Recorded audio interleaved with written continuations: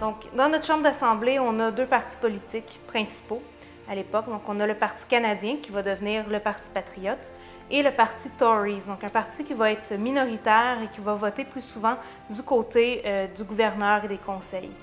Donc, le Parti patriote est le parti majoritaire et a à sa tête Louis-Joseph Papineau, qui est l'orateur de la Chambre d'Assemblée. Le Parti patriote est le premier parti politique de l'histoire du Québec. Bon, c'est question d'une fondation. Dans certains manuels, on parle de 1827, 1830, 1834. Cela n'a pas beaucoup de sens parce que dans les faits, il s'agit de la mutation progressive d'un groupe de députés qui avaient l'habitude de voter ensemble à l'Assemblée législative, mais qui se consolide progressivement autour, en fait, d'un leader charismatique, évidemment, Louis-Joseph Papineau. Dans les faits, Parti canadien, Parti patriote, Parti réformiste, ça demeure le parti d'un homme qui, de la tête en cap, est celui qui va déterminer le programme, la plateforme politique, les mots d'ordre de ce mouvement-là jusqu'à la toute fin de 1837. Au départ, c'est d'être à quelque part reconnu à 100% comme sujet britannique. En Grande-Bretagne, à cette époque-là, il y a un gouvernement monarchique, mais il y a un parlement démocratique parallèle à ça, avec un premier ministre élu, tout ça. Mais nous, ici, on est une colonie et on n'a pas le droit à cette partie-là. On a un petit parlement, on a quelque chose qui ressemble à une démocratie, mais qui n'en est pas une à 100% finalement. Et au tout début, le Parti patriote vont faire des moyens de pression pour obtenir finalement cette possibilité-là, cette démocratie plus véritable-là. Et évidemment, ça va passer par des projets de loi qui vont plus souvent qu'autrement être refusés, mais ça va aussi passer tranquillement de la politique au social. En fait, jusque dans les années 1834-35, le Parti patriote, c'est un parti politique. Donc, tout se fait en politique, finalement. Le parti, cependant, est fort intéressant au niveau de son organisation.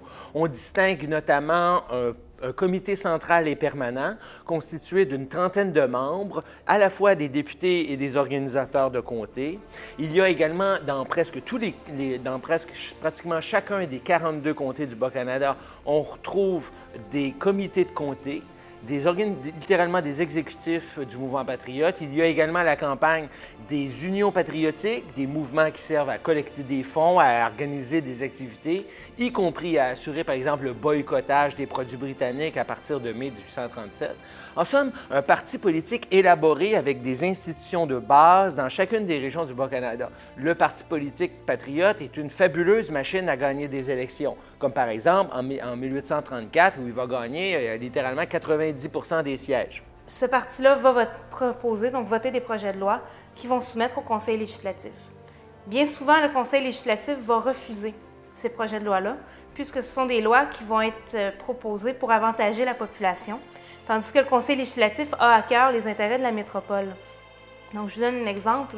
Il y a une année, sur 50 projets de loi proposés par la Chambre d'Assemblée, il y en a environ 36 qui ont été refusés par le Conseil législatif.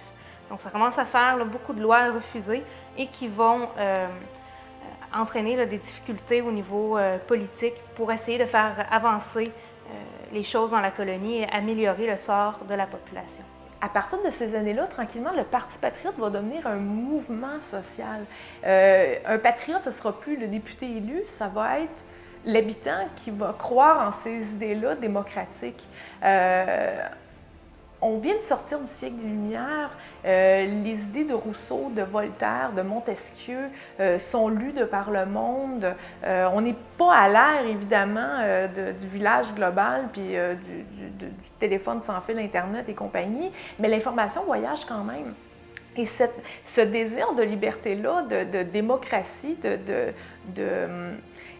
elle est palpable ici. Les gens, ils savent qu'en France, il va y avoir la Révolution française, que les gens vont obtenir leur démocratie. Et ça se passe un peu partout dans le monde aussi, ces révolutions-là, c'est le peuple qui prend le pouvoir. Et les habitants vont avoir le goût de ça aussi, de pouvoir être vraiment pleinement en contrôle finalement de leur avenir politique et en tant que société aussi, là. Donc on va être à la recherche de ces libertés-là et le Parti patriote finalement va devenir un mouvement social. Et ce mouvement social-là, évidemment, ne prendra pas les ans pour faire changer les choses. Là. On est modéré à cette époque-là aussi.